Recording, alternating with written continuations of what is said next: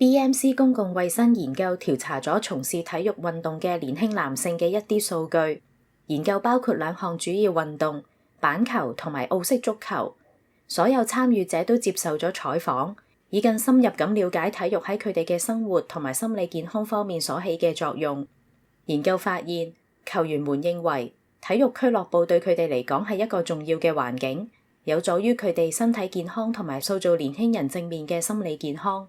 研究報告嘅主要作者麥里德拉蒙德教授話，15至24歲嘅人群嘅第3大死因係自殺，而其中大多數為男性。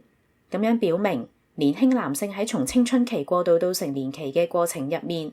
揾到一種維持佢哋心理健康嘅方法有幾重要。德拉蒙德教授係澳洲佛林德斯大學健康和體育教育工作者協會研究中心主任，佛林德斯心理健康同福利研究所成員。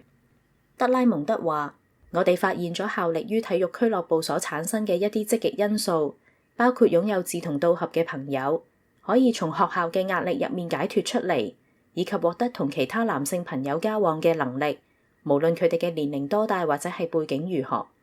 呢一啲體育俱樂部將唔同年齡嘅男孩聚集喺一齊，為年輕球員提供正面嘅榜樣，為呢一啲男孩提供戰略性嘅領導同指導，係幫助佢哋發展相互尊重嘅關係，並塑造正面形象嘅關鍵。呢一項研究表明，隨住年齡嘅增長，運動對男性心理健康起住至關重要嘅作用。雖然有啲人認為運動只係一種鍛鍊身體嘅方式，但係呢一個例子